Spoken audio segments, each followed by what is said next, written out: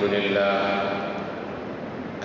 لله نحمده ونستعينه ونستغفره ونؤمن به ونتوكل عليه ونعوذ بالله من شرور أنفسنا ومن سيئات أعمالنا من يهده الله فلا مضل له ومن يضلله فلا هادي له ونشهد أن لا إله إلا الله وحده لا شريك له ونشهد أن محمدا عبده ورسوله الذي أرسله بالحق بشيرا ونذيرا وداعيا إلى الله بإذنه وسراجا منيرا فبلغ الرسالة وأدى الأمانة أما بعد فقد قال الله تبارك وتعالى في القرآن المجيد والفرقان الحميد أعوذ بالله من الشيطان الرجيم بسم الله الرحمن الرحيم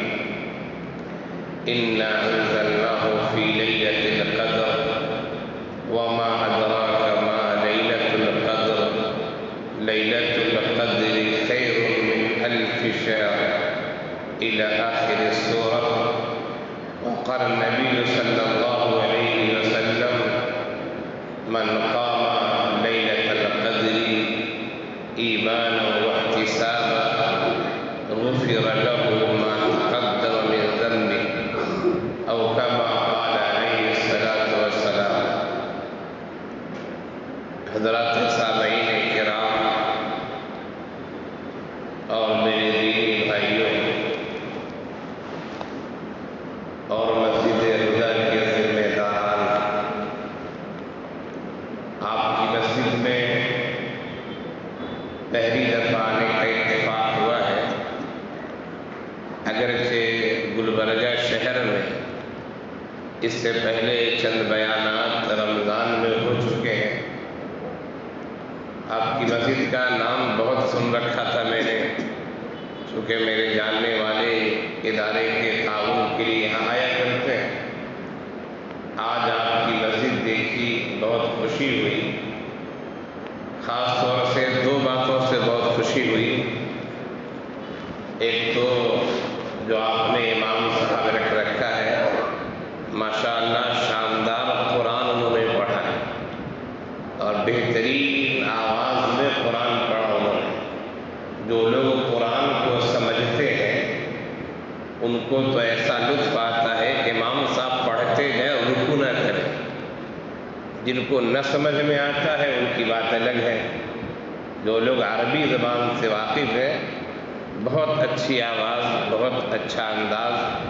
اللہ تعالیٰ نظر بد سے بچائے اور ان کو قائم و دائم رکھے، سدا خوش و خرم رکھے. دوسری چیز جو میں نے دیکھی آپ کے یہاں وہ یہ کہ آپ نے جو مدرسے کے تعاون کے لیے حضرات آتے ہیں ان کے لیے باضابطہ آپ نے کرسی اور ٹیبل لگا رکھا ہے. یہ ان کے اعزاز ہے، ان کی توقیر ہے. اس لیے کہ چندہ کے لیے آنے والے بڑے بڑے علماء کرام ہوتے ہیں، بڑے مدرسے کے بڑے شیخ الحدیث ہوتے ہیں جو بخاری پڑھاتے ہیں، تفسیر پڑھانے والے ہوتے ہیں، جن کے ہزاروں شاگرد ہیں. لیکن وہ آپ کے یہاں اعلان کرتے ہیں اور پھر مسجد میں رومال بچھا کر نیچے بیٹھ جاتے ہیں. عجیب سا لگتا ہے وہ. تو آپ نے ماشاءاللہ انتظام کیا ہے. بہت ساری مساجد میں جانا ہوا لیکن یہ انتظام میں نے کہیں نہیں دیکھا کہ جہاں سفیر کے لیے یا چندہ کرنے والے کے لیے آپ نے کرسی ٹیبل رکھ کر انہیں عزت اور توقیر دی. بہت بڑی چیز ہے یہ. اس سے پتہ چلتا ہے کہ آپ لوگوں کے اندر علماء کرام اور مدارس کی تعظیم اور مدارس کے اکرام کا مزاج ہے. اللہ تعالیٰ یہ مزاج نسلوں میں باقی رکھے اور قیامت تک یہ چیز باقی رہے. ہمارا جس مناسبت سے جمع ہوئے ہیں وہ مناسبت ہے آخری لیلۃ القدر، آخری شب قدر، یا یہ کہہ سکتے ہم کہ رمضان کے آخری عشرے کی آخری تاخرات.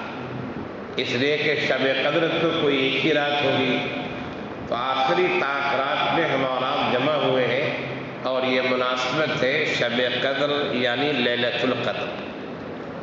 اللہ کے رسول صلی اللہ علیہ وسلم کا بھی ارشاد گرامی ہے جو حدیث میں نے آپ کے سامنے پڑھی، من قام لیلۃ القدر ایمانا واحتسابا غفر له ما تقدم من ذنبه، کہ جو آدمی لیلۃ القدر کے موقع سے یعنی شب قدر میں جو آدمی قیام کرتا ہے یعنی اللہ کی عبادت کرتا ہے، نماز پڑھتا ہے، تسبیحات پڑھتا ہے، تلاوت قرآن کرتا ہے، یقین اور ثواب کی امید کے ساتھ کہ مجھے ثواب ملے گا، تو اللہ تعالیٰ اس کے ماضی کے گناہ معاف کر دیتے ہیں۔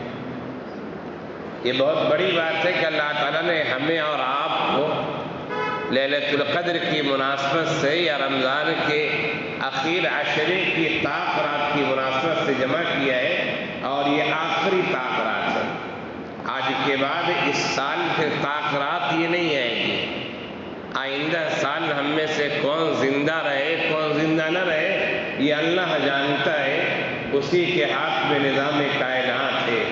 کتنے لوگ ایسے ہیں جو گزشتہ رمضان میں ہمارے ساتھ تھے، آپ کے ساتھ تھے، لیکن اس رمضان کے آنے سے پہلے وہ ہم سے رخصت ہو گئے، چلے گئے۔ اللہ تعالیٰ نے ہمیں رمضان کے مبارک مہینے میں باقی رکھا، یہ اللہ کا بہت بڑا انعام ہے، بہت بڑا اکرام ہے۔ ہم اس پر جتنا شکر ادا کریں وہ کم ہے۔ لوگ عام طور سے اس کا احساس نہیں کرتے، وہ سمجھتے ہیں زندگی کی گاڑی چل رہی ہے، ایک روٹین کے لحاظ سے، ٹائم ٹیبل کے لحاظ سے چل رہی ہے، رمضان آ رہا ہے جا رہا ہے، آ رہا ہے جا رہا ہے۔ نہیں، یہ نہیں سمجھنا چاہیے۔ زندگی اپنے روٹین کے مطابق تو گزر رہی ہے، لیکن اللہ تعالیٰ اگر چاہتے تو ہمیں اس رمضان سے پہلے اٹھا لیتے۔ اللہ نے ہمیں رمضان کا مہینہ دیا ہے، انتہائی بابرکت مہینہ دیا ہے۔ اس مہینے کا اگر ہم نے خیال رکھا ہوگا تو یقیناً بہت سارے ایسے لوگ جو ہم سے پہلے وفات پا چکے ہیں، ہم ان کے بعد وفات پا رہے ہیں، صرف رمضان کے مہینے کی وجہ سے ہو سکتا ہے کہ ہم ان سے پہلے جنت میں چلے جائیں اور ان سے زیادہ بڑے درجات حاصل کر لیں۔ ایک حدیث مجھے یاد آتی ہے، اللہ کے رسول صلی اللہ علیہ وسلم کی مجلس لگی ہوئی ہے۔ آپ صلی اللہ علیہ وسلم کی مجلس میں دو لوگ آتے ہیں جو دونوں غیر مسلم ہیں، کافر ہیں، اور دونوں نے بیک وقت اسلام قبول کیا۔ اسلام قبول کرنے کے بعد یہ ہوتا ہے ان دونوں میں سے ایک آدمی چند مہینوں کے بعد، کچھ ایام کے بعد ایک جنگ میں شہید ہو جاتے ہیں، اور دوسرے آدمی زندہ رہتے ہیں۔ دوسرے آدمی کا انتقال 1 سال کے بعد ہوتا ہے۔ وہ صحابی جو اس مجلس میں شریک تھے، جس مجلس میں ان دونوں کفار نے، دونوں غیر مسلم نے اسلام قبول کیا تھا، اس مجلس میں جو صحابی شریک تھے، موجود تھے، انہوں نے خواب میں یہ دیکھا کہ جن کا انتقال بعد میں ہوا ہے وہ جنت میں پہلے چلے گئے، اور جو اللہ کے راستے میں شہید ہوئے تھے وہ ابھی تک جنت میں نہیں ہے۔ ایک بات یاد رکھیے کہ شہداء کا مرتبہ بہت بلند ہوتا ہے، شہداء کا مرتبہ بہت بلند ہوتا ہے۔ قرآن کریم نے کسی کے بارے میں یہ نہیں کہا ہے کہ تم کسی کے مرنے کے بعد اسے مردہ مت کہو، کسی کے بارے میں نہیں کہا ہے، لیکن شہداء کے بارے میں قرآن کریم نے کہا وَلَا تَقُولُوا لِمَنْ يُقْتَلُ فِي سَبِيلِ اللَّهِ أَمْوَاتٌ، جو لوگ اللہ کے راستے میں شہید ہو جاتے ہیں، اللہ کے راستے میں اپنی جان دے دیتے ہیں، اللہ کی راہ میں قربان ہو جاتے ہیں، اللہ کی راہ میں اپنی جان کو لٹا دیتے ہیں، قرآن کہتا ہے تم انہیں مردہ مت کہو۔ اگر تم انہیں مردہ کہتے ہو تو گویا کہ تم شہید کی بے عزتی کر رہے ہو، شہید کے اکرام میں کمی کر رہے ہو، شہید کی عزت میں کمی کر رہے ہو، لہذا جو شہداء ہیں انہیں مردہ مت کہو۔ یہ شہیدوں کے بارے میں کہا گیا۔ اور بہت سارے علماء کی رائے ہے کہ شہید جو لوگ ہوتے ہیں اللہ کے راستے میں، ان کی نماز جنازہ نہیں پڑھی جائے گی، اس لیے کہ نماز جنازہ مغفرت کی دعا ہوتی ہے۔ جس آدمی نے اپنی جان کا آخری قطرہ اپنے خون کا آخری قطرہ، اپنی جان کا آخری لمحہ جس آدمی نے اللہ کی راہ میں قربان کر دیا، وہ تو آدمی بخشا بخشایا ہے، اس کے لیے دعا کی کیا ضرورت ہے؟ اسی طرح بعض علماء کی رائے کہ شہدائے کرام کو اسی کپڑے میں بغیر نہلائے ہوئے، بغیر دھلائے ہوئے، اسی کپڑے میں انہیں دفن کر دیا جائے گا۔ وہ قیامت کے دن اسی کپڑے میں اٹھیں گے، ان کا کپڑا خون آلود ہوگا۔ بتانا یہ کہ شہیدوں کا اتنا مرتبہ کہ انہیں مردہ مت کہو، شہیدوں کا اتنا مرتبہ کہ ان کے نماز جنازہ کی ضرورت نہیں، شہیدوں کا اتنا مرتبہ کہ ان کو ان کے کپڑے ہی میں دفن کر دو۔ ایک آدمی شہید ہو چکا ہے اور اس کا دوسرا ساتھی 1 سال کے بعد انتقال کرتا ہے، جس کا انتقال 1 سال کے بعد ہوتا ہے، وہ جنت میں پہلے چلا گیا ہے۔ صحابی رسول نے خواب میں دیکھا، جو صحابی مجلس میں شریک تھے انہوں نے خواب میں دیکھا کہ جس کا انتقال 1 سال کے بعد ہوا ہے، وہ شہید سے پہلے جنت میں جا چکا ہے۔ شہید نامعلوم کیوں ابھی تک جنت میں نہیں گیا، کس وجہ سے وہ پھنسا ہوا ہے پتہ نہیں، ابھی تک جنت میں نہیں گیا۔ صحابی رسول کو تعجب ہوا کہ شہداء کا اتنا مرتبہ اور آخر شہید ابھی تک جنت میں نہ گیا، 1 سال کے بعد جس کا انتقال وہ جنت میں پہلے چلا گیا۔ وہ بہت فکر مند ہوئی، یہ کیا ماجرا ہے؟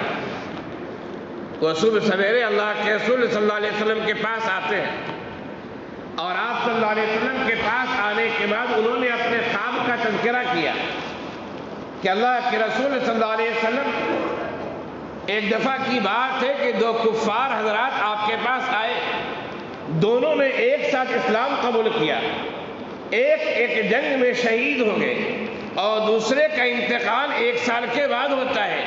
میں نے رات خواب میں دیکھا ہے کہ جس کا انتقال 1 سال کے بعد وہ جنت میں پہلے جا چکا ہے اور شہید ابھی تو جنت میں نہیں گیا، حالانکہ شہداء کی اتنی فضیلت ہے۔ میں حیران و پریشان ہوں، ماجرا کیا ہے؟ اللہ کے رسول صلی اللہ علیہ وسلم نے جو جواب دیا وہ جواب آپ کو سنانا ہے۔ آپ صلی اللہ علیہ وسلم نے فرمایا، ذرا یہ بتاؤ کہ جس کا انتقال 1 سال کے بعد ہوا، کیا اس نے رمضان کا مبارک مہینہ نہیں پایا؟ معلوم یہ ہوا کہ رمضان کا مبارک مہینہ پانے کی وجہ سے ہم بہت سارے لوگوں سے جنت میں پہلے جا سکتے ہیں اور ہمارے درجات بلند ہو سکتے ہیں۔ شرط یہ کہ ہم نے رمضان کا اکرام کیا ہو، شرط یہ کہ ہم نے روزے رکھے ہو، ہم نے تراویح کا اہتمام کیا ہو، ہم نے ذکر و اذکار کا اہتمام کیا ہو، ہم نے اللہ کے سامنے اپنے آنسو بہائے ہوں، روئے ہوں، گر گڑائے ہوں۔ اگر یہ کیا ہوگا تو یقیناً ہمارے مرتبے اللہ کی ذات سے کبھی امیدیں کے بڑھ جائیں گے۔ لیکن اگر ہم نے احترام نہیں کیا، اہتمام نہیں کیا، تب تو پھر رمضان آنا نہ آنا دونوں برابر ہے۔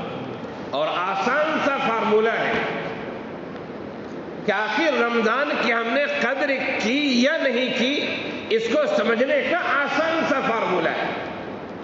میں فارمولہ بتاتا ہوں، آپ بھی اپنی زندگی کا جائزہ لیں، ہم بھی اپنی زندگی کا جائزہ لیتے ہیں کہ آخر رمضان کا جو ہم نے مبارک مہینہ پایا تو اس مبارک مہینے سے ہمیں کچھ فائدہ ہوا یا نہیں ہوا۔ آسان سا فارمولہ یہ کہ عید کے بعد جب آپ رمضان کے بعد شوال کے مہینے میں آئے تو آپ اپنی زندگی کا جائزہ لیں، شعبان میں آپ کیسے تھے اور شوال میں کیسے ہیں۔ اگر شعبان میں آپ کی نمازیں چھوٹتی تھیں، رمضان میں آپ نے نمازوں کا اہتمام کیا اور پھر شوال میں نمازوں کا اہتمام ہے، تو گویا کہ رمضان سے آپ کو فائدہ ہوا ہے۔ رمضان سے پہلے شعبان میں آپ قرآن کی تلاوتیں نہیں کرتے تھے یا قرآن کی تلاوتیں کبھی کبھار کرتے تھے۔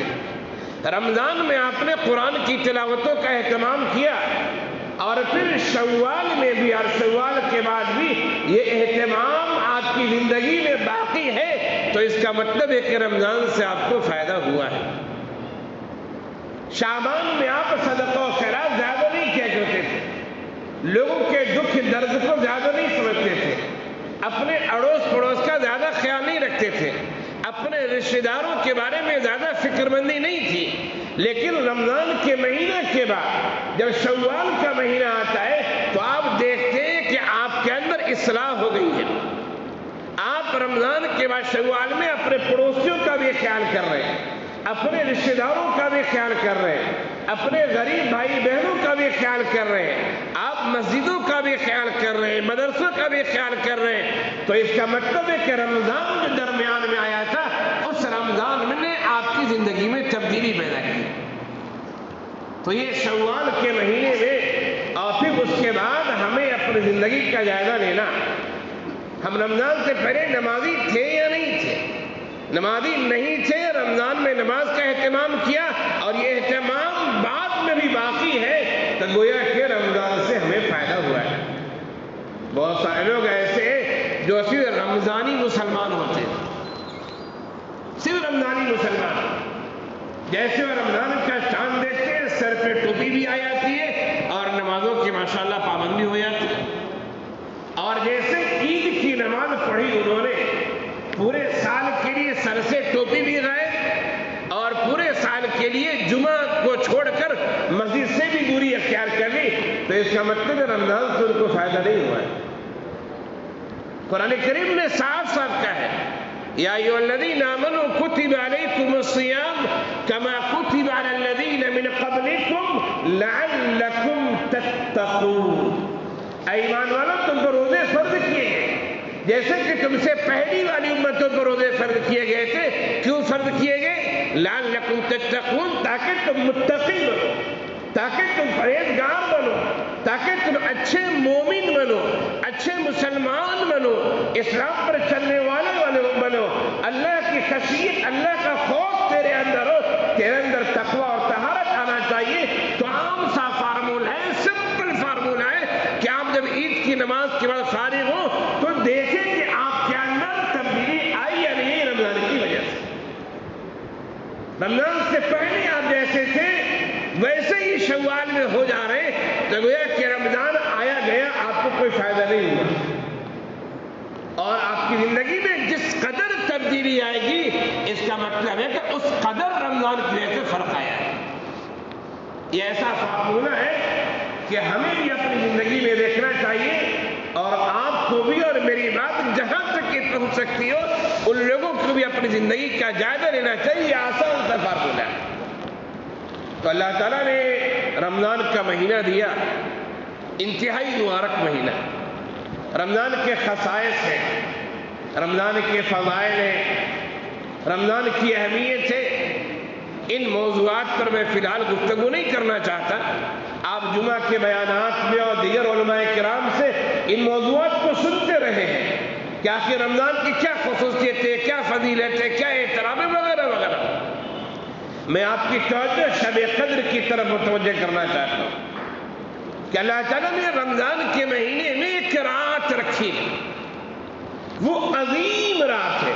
اور ایک بات یاد رکھیں کہ اللہ تعالیٰ کا ایک نظام ہے کہ اللہ تعالیٰ نے بعض کو بعض پر فضیلت دی.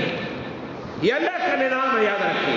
قرآن کریم نے بھی اس کو کہا ہے تلک الرسل فضلنا بعضهم علی بعض. یہ جو انبیاء کرام ہیں، یہ جو رسول ہیں اللہ تعالیٰ کے، ان رسولوں میں بھی ہم نے بعض کو بعض پر فوقیت دی. ہم نے کسی کو کلیم اللہ بنایا، اللہ سے بات کی انہوں نے. ہم نے کسی کو نجی اللہ بنایا، اللہ تعالیٰ نے نجات دی.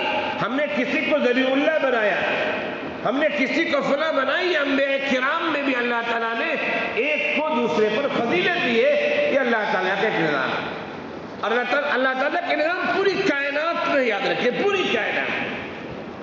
آپ اگر پورے زمانوں کو دیکھیں، جب سے دنیا بنی ہے اور جب تک یہ دنیا رہے گی، پورے زمانے کو دیکھیں اور قرآن و حدیث سے معلوم کریں کہ ان پورے زمانوں میں سب سے بہتر زمانہ کون ہے، سب سے بہتر زمانہ کون ہے.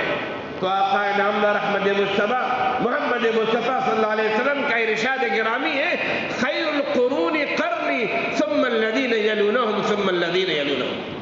آپ نے فرمایا کہ سب سے بہترین زمانہ، سب سے بہترین صدی حضرت آدم علیہ السلام کی پیدائش، بلکہ اس سے بھی پہلے جائیے جب یہ دنیا بنی اس وقت سے قیامت تک سب سے بہترین زمانہ آقا نے فرمایا کہ میرا زمانہ ہے۔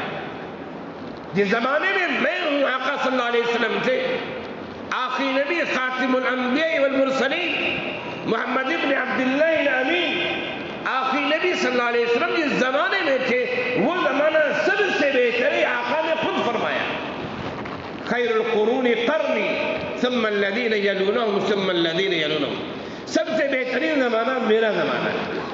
فرمایا کہ پھر ہمارے بعد جو لوگ آئیں گے، نبی کا جو زمانہ ہے وہ صحابی کا بھی زمانہ ہے، اس لیے کہ صحابی وہی ہوگا جس نے ایمان کی حالت میں اللہ کے رسول کو دیکھا ہو اور پھر ایمان کی حالت میں ان کا انتقال ہوا۔ تو نبی کا زمانہ صحابہ کا زمانہ ایک زمانہ ہے۔ فرمایا ثم الذین یلونہم، پھر جو لوگ بعد میں آئیں گے یعنی تابعین کا زمانہ، جنہوں نے صحابہ کرام کو دیکھا۔ پھر فرمایا ثم الذین یلونہم، پھر تابعین کے بعد کا زمانہ جن کو ہم تبع تابعین کہتے ہیں۔ ان تین زمانوں کے بارے میں نبی نے فرمایا کہ سب سے بہتر زمانہ یہ تین زمانے ہیں، نبی کا زمانہ جو صحابہ کا بھی زمانہ ہے، تابعین کا زمانہ، تبع تابعین کا زمانہ، پھر اس کے بعد علماء نے لکھا ہے کہ زمانہ عہد نبوی سے جتنا دور ہوتا چلا جائے گا خیر اتنا ہی کم ہوتا چلا جائے گا۔ زمانہ عہد نبوی سے جتنا قریب رہے گا خیر اتنا زیادہ رہے گا۔ ہم دیکھ رہے جو لوگ ہمارے سماج میں بوڑھے ہیں، عمر دراز، وہ دیکھ رہے ہوں گے کہ پہلے زمانے میں لوگوں کے لیے دینداری تھی، تقویٰ تھا، طہارت تھا، علم تو عام ہو رہا ہے لیکن تقویٰ اور طہارت میں کمی آتی جا رہی ہے۔ اور یہ موبائل نیٹ ورک نے تو اچھے لوگوں کو بھی گنہگار بنا دیا ہے۔ آپ موبائل کھولیں، کوئی بھی ایپ کھولیں، کوئی بھی ایپ، ایسی گندی تصویریں بسا اوقات آ جاتی ہیں کہ آدمی نہ چاہتے بھی سوچتا ذرا دیکھ رہے کیا ہے، متقی آدمی گناہ میں مبتلا ہو جا رہا ہے۔ تو زمانہ عہد نبی سے جتنا دور ہوتا جائے گا خیر اتنا ہی کم ہوتا چلا جائے گا۔ تو زمانوں میں سب سے بہتر زمانہ نبی کا زمانہ۔ زمانوں کے بعد ہم آتے ہیں کہ یہ جو پورے سال ہیں، اس پورے سال میں جو 12 مہینے ہوتے ہیں، قرآن کریم نے کہا ہے ان عدت الشہور عند اللہ 12 شہرا فی کتاب اللہ یوم خلق السماوات والارض منها 4 حرم، کہ کل اللہ تعالیٰ نے مہینے 12 بنائے، ان 12 مہینوں میں ایک سال میں 4 مہینے کو محترم کہا گیا ہے۔ وہ محترم کس لحاظ سے، وہ ایک الگ بحث ہے، میں اس بحث کو جانا نہیں چاہتا۔ 4 مہینے محترم ہیں، پھر اس کے بعد محترم مہینے کو چھوڑ کر پورے سال کا ہم جائزہ لیتے ہیں تو سب سے افضل مہینہ وہ رمضان کا مہینہ ہے۔ رمضان کے افضل ہونے کی پہچان ہے کہ رمضان کے مہینے میں سرکش شیاطین بند کر دی جاتے ہیں، کسی اور مہینے میں شیاطین قید نہیں کیے جاتے۔ رمضان کے مہینے میں جنت کے تمام دروازے کھول دیے جاتے ہیں، اور مہینوں میں ایسا نہیں ہوتا ہے۔ رمضان کے مہینے میں جہنم کے تمام دروازے بند کر دیے جاتے ہیں، اور مہینوں میں ایسا نہیں ہوتا ہے۔ رمضان کے مہینوں میں اللہ تعالیٰ کی طرف سے مغفرت کا، رحمت کا خصوصی اعلان ہوتا ہے، عام مہینوں میں ایسا نہیں ہوتا ہے۔ تو پورے سال میں جب ہم مہینے دیکھتے ہیں 4 مہینے تو محترم ہے، اور ایسے مجموعی اعتبار سے دیکھتے ہیں کہ پورے سال میں سب سے افضل رمضان کا مہینہ ہے، یعنی پورے سال کے مہینوں میں سے اللہ نے رمضان کے مہینے کو سب سے افضل برتر بنایا۔ اور رمضان کے مہینے میں بھی سب سے افضل ایام وہ جو آخری عشرہ ہے، جس میں ہم اور آپ ہیں۔ آخری عشرہ ہے، 29 2 ایام باقی رہے۔ اسلاف کے بارے میں آتا ہے، بزرگان دین اولیاء کرام کے بارے میں آتا ہے کہ 3 عشروں کا یعنی 10 دنوں کا عبادت کے لحاظ سے، ریاضت کے لحاظ سے، اللہ سے لو لگانے کے لحاظ سے، تلاوت کے لحاظ سے، ذکر و اذکار کے لحاظ سے علماء کرام، ائمہ کرام، بزرگان دین، عام مسلمان بہت محنت کرتے تھے شروع سے۔ کون سے 3 10 ایام ہیں؟ سب سے پہلے ماہ محرم کے شروع کے 10 ایام۔ ماہ محرم کے شروع کے 10 ایام انتہائی مبارک ہے۔ علماء سلف سے منقول ہے کہ وہ ان 10 ایام میں خوب عبادتیں کیا کرتے تھے، اللہ کی قربت کو تلاش کرتے تھے۔ اور اسی طرح ماہ ذی الحجہ، بقرعید جس مہینے میں ہمارا مناتے ہیں، اس ذی الحجہ کے مہینے کے شروع کے جو 10 ایام ہیں، وہ 10 ایام انتہائی بابرکت ہے، انتہائی بابرکت ہے۔ اور اسی طرح رمضان تو پورا مہینہ بابرکت ہے، رمضان کا یہ آخری عشرہ بھی انتہائی بابرکت ہے۔ ان 10 ایام، 3 عشروں کی علماء سلف انتہائی تعظیم، تکریم اور عبادتوں میں کا اہتمام، ذکر و اذکار کا اہتمام، اللہ سے لو لگانے میں اہتمام، اللہ کے سامنے رونے گر گرانے کا اہتمام بہت زیادہ کیا کرتے تھے۔ یہ ہمارا رمضان کے آخری عشرے میں ہے، جو عشرہ یقیناً فضیلت والا ہے، اور رمضان کے مہینے میں انتہائی اہم عشرہ ہے۔ ان عشرے میں سب سے مبارک جو ایام ہے وہ ہم اللہ کے رسول صلی اللہ علیہ وسلم سے دریافت کرتے تو ہمیں بتاتے ہیں کہ رمضان کے اخیر عشرے میں ایک رات ہے جسے لیلۃ القدر کہا جاتا ہے۔ وہ رات ایسی ہے جو انتہائی مبارک ہے، اور اس رات کے ایسے خصائص ہیں جو خصائص کسی اور رات کو حاصل نہیں ہے۔ کیا خصائص ہے، میں انشاءاللہ اس کے بارے میں گفتگو کروں گا۔ انتہائی اہم رات ہے جسے ہم شب قدر کہتے ہیں، لیلۃ القدر کہتے ہیں، اس رات کا بھی اہتمام کرنا چاہیے۔ اللہ کے رسول صلی اللہ علیہ وسلم نے فرمایا کہ رمضان کے اخیر عشرے کی طاق راتوں میں لیلۃ القدر کو تلاش کرو۔ اخیر عشرے کی طاق راتیں 5 راتیں ہیں، 21ویں رات، 23ویں رات، 25ویں رات، 27ویں رات، 29ویں رات۔ 4 راتیں گزر چکی ہیں، آج ہمارا آخری رات میں 29ویں رات میں۔ ہمیں چاہیے کہ ہم اپنے لحاظ سے کم از کم 2 رکعت نماز پڑھ کے اللہ کے سامنے معافی مانگیں اور رویا گر جائیں، تاکہ ہماری زندگی میں انقلاب آئے۔ کچھ قرآن پڑھ کر ہم اپنے لیے، اپنے گھر والوں کی دعائیں کریں، تاکہ ہماری زندگی میں انقلاب آئے، زندگی میں فرق آئے۔ ہم اپنے گناہوں پر روئیں، ندامت کے آنسو بہائیں، جس آنسو کی وجہ سے ہمیں انشاءاللہ دنیا میں بھی فائدہ ہوگا، آخرت میں بھی فائدہ ہوگا۔ تو ہمارا پورے سال کے بہترین مہینہ رمضان مہینے میں ہے، اور رمضان میں بھی بہترین عشرہ آخری عشرے میں ہے، اور آخری عشرے میں بھی بہترین رات جو طاق رات ہے، جس کے لیلۃ القدر ہونے کا امکان ہے، ہم اس طاق رات میں بیٹھے ہوئے ہمیں چاہیے کہ ہم اللہ سے لو لگائیں، روئیں، گر گرائیں۔ یہ شب قدر کسے کہتے ہیں؟ لیلۃ القدر کسے کہتے ہیں؟ شب فارسی کا لفظ ہے، شب کے معنی رات کے آتے ہیں۔ لیل عربی کا لفظ ہے، لیل کے معنی رات کے آتے ہیں، لیلن کے معنی بھی رات آتے ہیں، اور لیلتن کے معنی بھی رات آتے ہیں۔ اور قدر عربی کا لفظ ہے، قدر کے معنی 2 طرح کے ہوتے ہیں۔ قدر کا ایک معنی ہے تعظیم، توقیر، اہمیت۔ ہمارا اردو میں بولتے ہیں کہ وہ بہت قدر و منزلت والے ہیں۔ قدر مرتبہ، تعظیم، توقیر۔ یہ رات انتہائی تعظیم، توقیر، عزت والی رات ہے، اس کا اہتمام کرنا ہے ہمیں۔ اور قدر کا ایک دوسرا معنی ہے تقدیر کی۔ تقدیر، اللہ تعالیٰ نے کائنات جو بنائی ہے، پورا نظام اللہ کے پاس، پورا سیٹ اپ موجود ہے اللہ کے پاس، کب کیا ہونا ہے۔ یہ رات تقدیر والی رات ہے۔ آج کی رات پورے سال جو کچھ ہونا ہے اور جن کاموں پر فرشتے مامور ہیں، اللہ تعالیٰ لوح محفوظ سے فرشتوں کے حوالے کر دیتے ہیں، پورے سال جو کام ہونا ہے۔ اسی لیے اس رات کو لیلۃ القدر بھی کہتے ہیں، تقدیر والی رات۔ اس رات کے خاص فضائل ہیں، اس لیے اسے اہمیت والی رات کہتے ہیں۔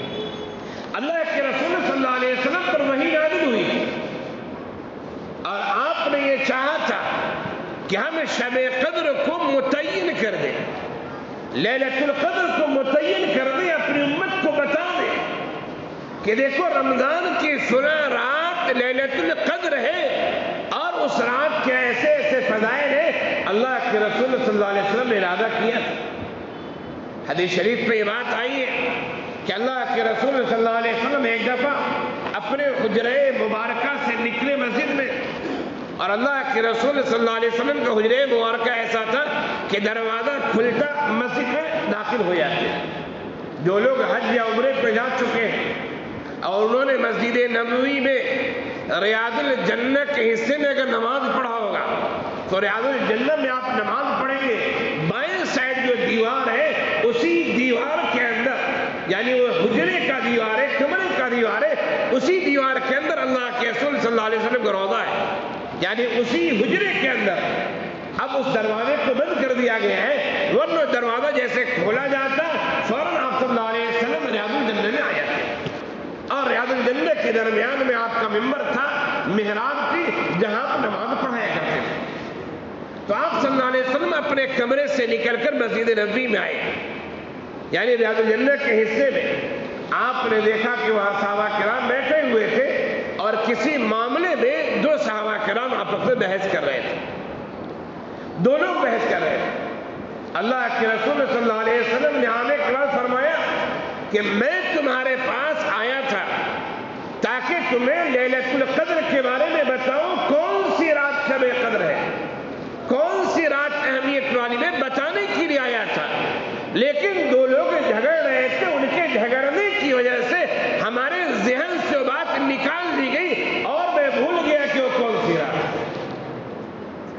اس سے کیا پتہ چلا؟ علماء کرام نے اس حدیث کی تشریح کی ہے۔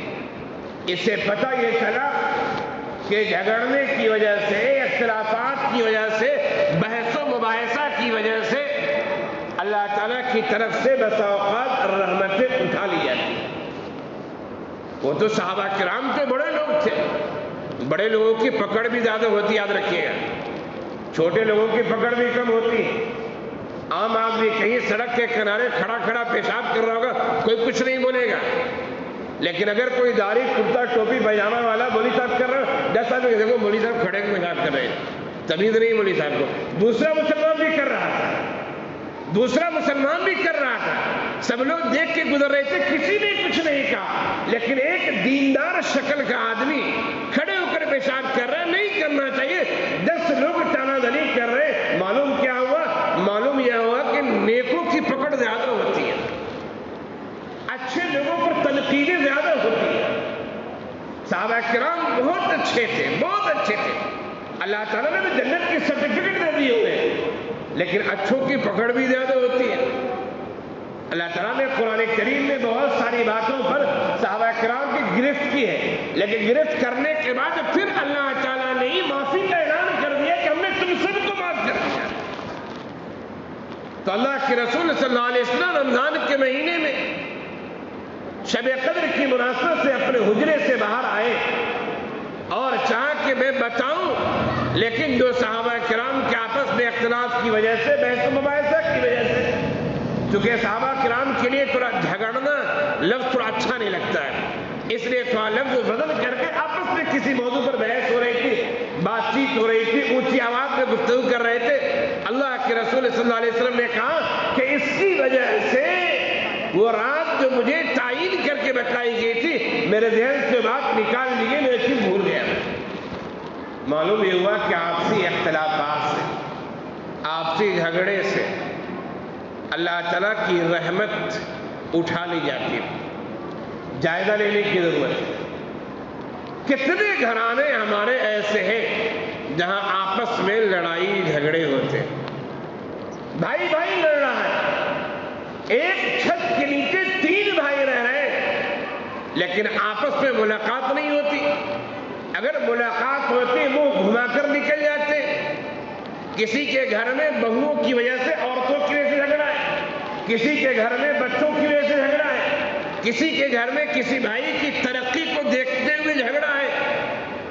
جھگڑے کی مختلف نوعیت ہے۔ بتائیے کہ اگر ہم اس طرح جھگڑتے رہیں گے تو کیا ہمارے گھروں میں رحمتوں کا نزول ہوگا؟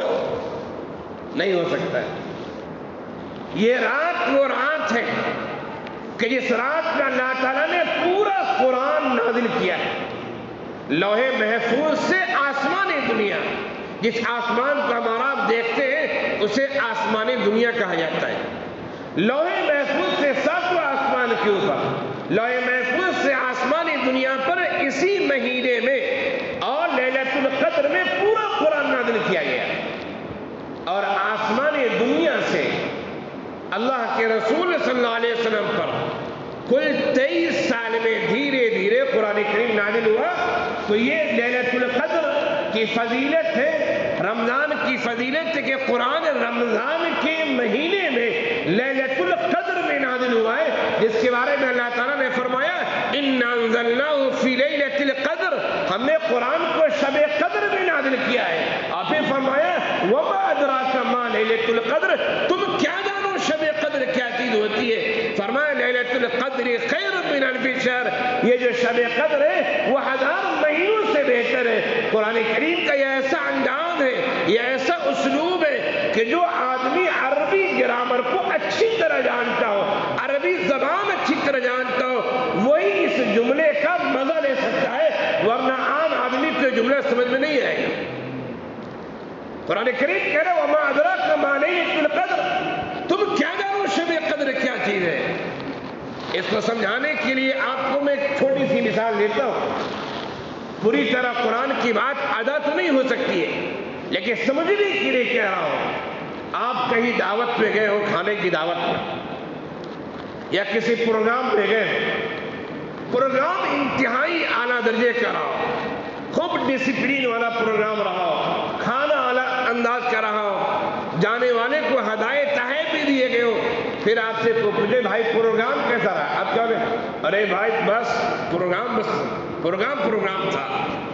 یہ جو آپ نے کہا بس پروگرام تھا، اس میں آپ نے سب باتیں کہہ دی، گویا کہ میں الفاظ میں پروگرام کے بارے میں بیان کر ہی نہیں سکتا۔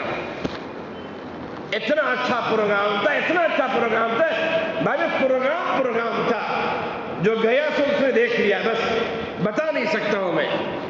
اس طرح ہم کسی اعلیٰ چیز کو بیان کرتے ہیں، سمجھنے کے لیے میں نے مثال دی ہے۔ قرآن کریم کہہ رہا وَمَا أَدْرَاكَ مَا لَيْلَةُ الْقَدْرِ، تم کیا جانو شب قدر کیا چیز ہے؟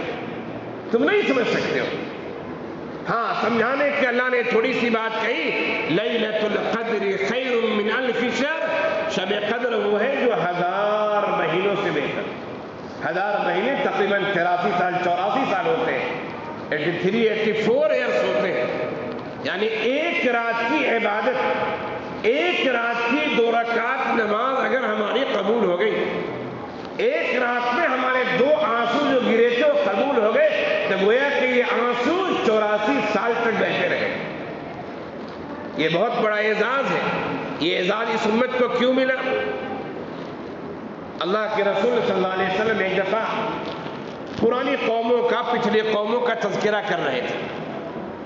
اس تذکرے کے دوران آپ صلی اللہ علیہ وسلم نے بنی اسرائیل کے ایک آدمی کا تذکرہ کیا اور فرمایا کہ بنی اسرائیل میں ایک آدمی تھا جو 1000 سال تک اللہ کی راہ میں جہاد کرتا رہا۔ مختلف طرح کی روایتیں اس سلسلے میں آئی ہیں۔ ایک روایت یہی کہ اللہ کے رسول صلی اللہ علیہ وسلم نے فرمایا بنی اسرائیل میں ایک آدمی تھا جو 1000 سال تک اللہ کی عبادت کرتا رہا۔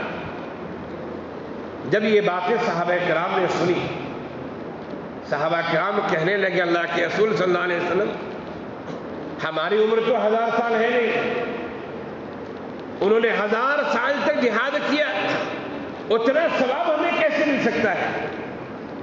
1000 سال تک عبادت کی، ہم اتنا ثواب کیسے حاصل کر سکتے ہیں؟ اللہ کے رسول صلی اللہ علیہ وسلم نے چونکہ فرمایا تھا اپنی امت کے عمر کے بارے میں کہ اعمار امتی بین 60 و 70، فرمایا میری امت کی جو عمر ہوگی، امت محمدیہ کی جو عمر ہے وہ 60 اور 70 سال کے درمیان۔ اس امت کی جو آدمی کی ایوریج عمر جو ہے وہ 60 اور 70 کے درمیان ہے۔ اسی لیے گورنمنٹ بھی 63 سال 65 سال ریٹائر کر دیتی ہے، یہ آدمی ریٹائر ہو گیا ہے، تو اس امت کی عمر جو ہے 60 اور 70 کے درمیان ہے۔ صحابہ کرام نے کہا اللہ کے رسول صلی اللہ علیہ وسلم، ہماری عمریں تو 60-70 سال ہوتی ہیں، پچھلی قوم میں جو لوگ تھے 1000 سال سے عبادت کرتے رہے، اتنا ثواب ہم کیسے حاصل کر سکتے ہیں؟ ہم تو 100 سال زندہ نہیں رہ پا رہے، ان کی طرح ثواب کیسے حاصل کر سکتے ہیں؟ صحابہ کرام غمزدہ ہوئے، فکر مند ہوئے. اور یاد رکھیے اچھی طرح صحابہ کرام خیر کے معاملے میں بڑھ چڑھ کر حصہ لیتے تھے. ہر صحابی یہ چاہتا تھا کہ خیر کے معاملے میں ہم دوسرے سے آگے نکل جائیں. ہر صحابی یہ چاہتا تھا. تو صحابہ کرام بہت رنجیدہ ہوئے, فکر مند ہوئے, غمزدہ ہوئے کہ پچھلی قومیں جو گزری بہت عبادتیں کی, بہت ثواب کمایا, اور ہماری عمریں تو 60-70 سال ہیں, ہم کیسے اتنا ثواب کما سکتے ہیں؟ جب یہ فکر مندی ہوئی تو اللہ تعالیٰ نے قرآن کریم کی آیت نازل کی, اِنَّا أَنزَلْنَاهُ فِي لَيْلَةِ الْقَدْرِ وَمَا أَدْرَاكَ مَا لَيْلَةُ الْقَدْرِ لَيْلَةُ الْقَدْرِ خَيْرٌ مِّنَ أَلْفِ شَهْرٍ. اللہ کے رسول صلی اللہ علیہ وسلم نے سورہ قدر کی تلاوت کی اور فرمایا کہ گھبرانے کی بات نہیں. اللہ تعالیٰ نے تمہیں ایک ایسی رات دی ہے جو رات 1000 مہینوں سے بہتر ہے. 1000 مہینوں سے کتنا بہتر ہے وہ اللہ جانتا ہے. اس لیے کہ جو عربی کا لفظ ہے خیر, خیر من الف شہر, یہ خیر اس میں تفضیل کا صیغہ ہے, اس میں تفضیل کا صیغہ ہے, یعنی زیادہ بہتر. تو یہ لیلۃ القدر 1000 مہینوں سے زیادہ بہتر ہے. 1000 مہینوں سے کتنا زیادہ بہتر ہے اللہ نے اس کو چھپا کے رکھا ہے. تو قرآن کی آیت نازل, صحابہ کرام بہت خوش ہوئے. اب ذرا سوچئے کہ اگر ایک آدمی کی عمر 60 سال ہوتی اور وہ بالغ ہونے کے بعد نماز کی پابندی کرتا ہے, مثال کے طور پر بالغ ہونے کی عمر فقہ نے لکھی ہے کہ 15 سال لاسٹ میں, 15 سال میں آدمی بالغ ہو ہی جاتا ہے, کم سے کم 12 سال ہے. اسلامی سال کے لحاظ سے مرد کے لڑکے کے بالغ ہونے کے لیے کم سے کم 12 سال ہے اسلامی سال کے لحاظ سے. 12 سال سے پہلے کوئی بالغ ہونے کا دعویٰ کرتا ہے تو اسلام میں اس کے دعوے کا اعتبار نہیں ہوگا. 12 سال آج سے 15 سال کو 15 سال ہو جاتا ہے اور کہتا ہے بالغ نہیں ہوئی تو اس کی بات نہیں مانی جائے گی, اسے بالغ کا حکم لگایا جائے گا. تو اگر ایک آدمی 60 سال کی عمر والا ہے اور 15 سال میں بالغ ہوتا ہے اور 15 سال کے بعد وہ نمازوں کا اہتمام کرتا ہے, تو ذرا سوچئے اس نے اپنی زندگی میں کتنی شب قدر پالی. پھر وہ بزرگ جو 1000 سال عبادت کرتے رہے, اس بزرگ سے آدمی آگے نکل جائے گا, بہت آگے نکل جائے گا. تو اللہ تعالیٰ نے یہ شب قدر جو ہمیں دیے, اس رات میں قرآن نازل ہوا ہے. قرآن کی وجہ سے رمضان کی اہمیت یاد رکھیں. قرآن کے نزول کی وجہ سے رمضان کی اہمیت ہے. قرآن کے نزول کی وجہ سے لیلۃ القدر کی اہمیت ہے. قرآن کے نزول کی وجہ سے لیلۃ القدر کو 1000 مہینوں سے بہتر بنایا گیا.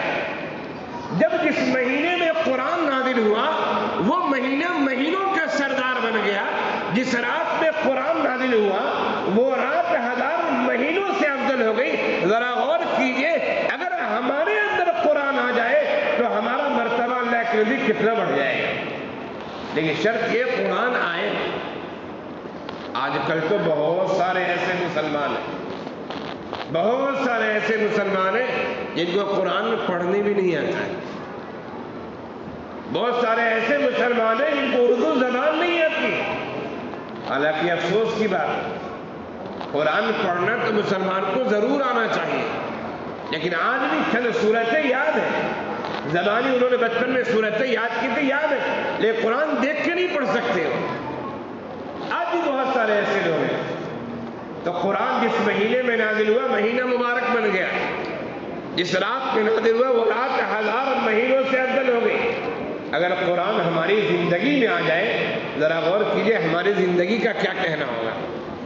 صحابہ کرام کی زندگی میں قرآن آیا تو انقلاب آ گیا اور وہ دنیا کے کامل اچھے سے اچھے انسان بن گئے. صحابہ کرام دنیا کے اچھے سے اچھے انسان بنے. کیوں؟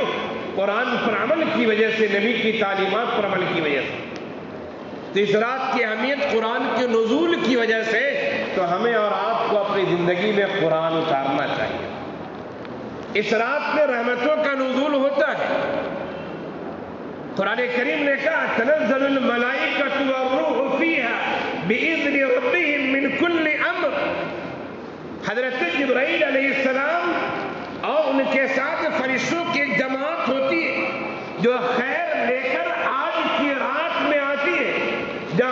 عبادت کر رہے ہوں اور ریاضت کر رہے ہوں، ان کا مشاہدہ کرتی وہ جماعت رحمتوں کے لیے دعائیں کرتی، آج کی رات ہوتا ہے اور صبح تک فجر کے طلوع ہونے تک اللہ کی طرف سے سلامتی کا نزول ہوتا رہتا ہے۔ یہ آج کی رات کے خصائص سے یاد رکھیں، قرآن کی وجہ سے آج کی رات کی اہمیت ہوئی۔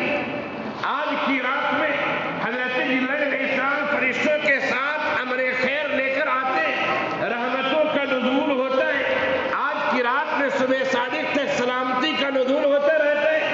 آج کی رات کی عبادت گویا کہ 1000 مہینوں کی عبادت سے بہتر ہے، تو ہمیں اس رات کی قدر کرنی چاہیے، نہیں کرنی چاہیے؟ یقیناً کرنی چاہیے۔ میں یہ نہیں کہتا پوری رات جاگے رہے، 2 رکعت تو پڑھ سکتے ہیں نا، آدھا پارہ 1 پارہ قرآن تو پڑھ سکتے ہیں نا، آدھا گھنٹہ دعا تو کر سکتے ہیں نا، 2 آنسو بہا سکتے ہیں نا، کچھ پیسے آپ کے پاس صدقہ و خیرات کر سکتے ہیں نا، یہ سب کار خیر۔ اگر یہ کار خیر قبول ہو گیا اور رات لیلۃ القدر ہو تو اس کا مطلب ہے کہ ہم نے 84 سال خرچ کرنے کا ثواب پا لیا، 84 سال عبادت کرنے کا ثواب پا لیا۔ اس رات میں رحمتوں کا نزول ہوتا ہے، لیکن ایک بات بتاتا چلوں آپ کو کہ بعض جگہیں ایسی ہوتی ہیں جہاں رحمتوں کا نزول نہیں ہوتا ہے۔ اللہ کے رسول صلی اللہ علیہ وسلم کے ایک حدیث میں 3 باتوں کا تذکرہ آیا ہے کہ جن گھروں میں وہ 3 چیزیں میں سے کوئی ایک چیز ہوتی ہے، رحمتوں کا نزول نہیں ہوتا ہے، یعنی رحمتوں کے فرشتے نہیں آتے۔ فرمایا کہ جس گھر میں جاندار کی تصویر لگی ہو اس گھر میں رحمت کے فرشتے نہیں آتے۔ آج کتنے گھرانے مسلمانوں کے ایسے ملیں گے، بہت تو نہیں لیکن پھر بھی بڑی تعداد میں، کہ جہاں وہ گھروں میں جاندار کی تصویریں لٹکائے رہتے ہیں۔ کہیں بزرگان دین کی تصویر لٹکاتے ہیں، کہیں ایسا ہوتا ہے کہ کسی اپنے رشتہ دار کی تصویر لٹکا دیتے ہیں، کہیں ایسا ہوتا ہے کسی جاندار کی تصویر لٹکا دیتے ہیں۔ اللہ کے رسول صلی اللہ علیہ وسلم نے فرمایا جس گھر میں جاندار کی تصویر لٹکائی گئی ہو، تصویر ہو، اس گھر میں رحمت کے فرشتے نہیں آتے۔ یہ حدیث میں صاف صاف بات آئی ہے، ترمذی شریف کی روایت ہے، نسائی شریف کی روایت ہے اور احادیث کی دوسری کتاب ہے۔ اور اسی طرح فرمایا کہ جس گھر میں کتا ہوتا ہے، فرشتے ایسے، رحمت کے فرشتے ایسے گھر میں نہیں آتے۔ 3 طرح کے کتوں کے بارے میں حدیث سے پتہ چلتا ہے کہ وہ رکھنے کی گنجائش ہے، بہتر نہیں ہے، اچھا نہیں ہے، گنجائش ہے، رکھ سکتے ہیں۔ ایک تو وہ کتے جن سے شکار کیا جاتا ہے، حلال جانوروں کا شکار کیا جاتا ہے، شکاری کتا ہے، ایسے کتے کی رکھنے کی گنجائش ہے۔ گاؤں دیہات میں ایکڑوں میں کھیتی ہوتی ہے، ایکڑوں میں فصلیں لگتی ہے اور فصل کاٹ کر ایک کھلیان میں ایک جگہ رکھی جاتی ہے فصل کی حفاظت کے لیے، کھیتی کی حفاظت کے لیے، یا جانوروں کے بڑے بڑے ریوڑ ہوتے ہیں، بکریوں کو لوگ پالتے ہیں، جانوروں کی حفاظت کے لیے کتے رکھے جاتے ہیں تاکہ ہماری کھیتی، ہمارے جانور، ہمارا غلہ محفوظ رہے، تو اس کی گنجائش۔ اور اسی سے پھر علماء نے یہ لیا ہے کہ اگر کہیں ایسی جگہ ہے جہاں ڈکیتی، رہزنی، چوری وغیرہ ہوتی ہو اور وہاں امن و امان نہ ہو، تو اگر گھر کی حفاظت کے لیے کوئی آدمی رکھ لیتا ہے تو گنجائش ہے، بہتر نہیں ہے، اچھا نہیں ہے، گنجائش ہے، گناہ کی بات نہیں ہے۔ اور اس کے علاوہ آج کل لوگ فیشن کے طور پہ کتے پالتے ہیں۔ بہت سارے لوگوں کو آپ دیکھتے ہوں گے فجر کی نماز میں نہیں آتے ہو، لیکن فجر کے بعد آپ سڑکوں پر ٹہلنے جائیں، مسلمان ہیں وہ، کتے کے پٹے کو پکڑ کر کتے کو صبح چہل قدمی کرا رہا ہوتا ہے۔ اللہ کے گھر میں آنے کی توفیق نہیں ملی، لیکن کتے کو گھما رہا ہے، ذرا یہ منحوسیت کتنی، ذرا غور کیجیے۔ تو یہ فیشن کے طور پر لوگ رکھتے ہیں، ایسے گھروں میں رحمت کے فرشتے نہیں آتے۔ اور تیسری بات یہ کہ ایسا گھر جس میں آدمی ایسا آدمی ہو جس پر نہانا ضروری ہو، جس کو شریعت جنوبی کہتی ہے، جنوبی احتلام ہو گیا ہو، شادی شدہ یا اپنی اہلیہ سے ملا ہو، نہانا اس پر ضروری ہے، اور وہ ناپاکی کی حالت میں ٹال مٹول کر رہا ہے، یہاں تک کہ نماز کا وقت بھی گزر گیا ہے، اس ناپاک آدمی کی وجہ سے رحمت کے فرشتے گھر میں نہیں آتے۔ ایک تو یہ ہے کہ جس وقت آدمی ناپاک ہو اسی وقت نہانا ضروری نہیں، یاد رکھیے۔ ایک آدمی سویا ہوا تھا، اسے احتلام ہو گیا رات کے 2 بجے، اٹھا دیکھا کپڑے ناپاک ہے، تو 2 بجے نہانا ضروری نہیں، آپ کی مرضی ہے، لیکن بغیر سنت فجر سے پہلے نہا لینا ہے تاکہ فجر کی نماز آپ کی نہ چھوٹے۔ آپ سوئے ہوئے فجر بھی گزر گئے، سوئے ہوئے یہاں تک کہ دن کے 12 بج گئے، 10 بج گئے، تو آپ نے سستی کاہلی کی ہے، اور سستی کاہلی کی وجہ سے آپ نہیں نہائے ہیں، تو جب تک آپ سستی کاہلی کی وجہ سے ناپاکی کی حالت میں گھر میں ہیں، رحمت کے فرشتے ایسے گھر میں نہیں آتے۔ تو آج کی رات رحمتوں کے نزول کی رات ہے، برکتوں کے نزول کی رات ہے، اللہ کو منانے کی رات ہے، زیادہ سے زیادہ ثواب کمانے کی رات ہے۔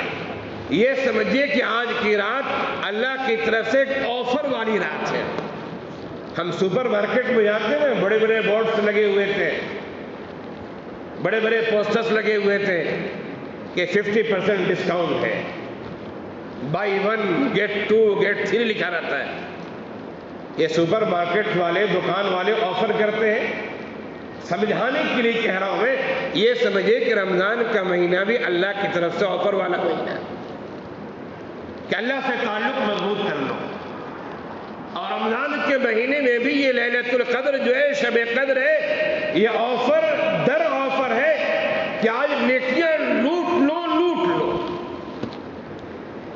اور اللہ کے سامنے ہم روئیں گے، گڑگڑائیں گے، تو اللہ تعالیٰ ہماری دعائیں ضرور قبول کرے گا۔ یاد رکھیں، اللہ دعائیں قبول کرتا ہے۔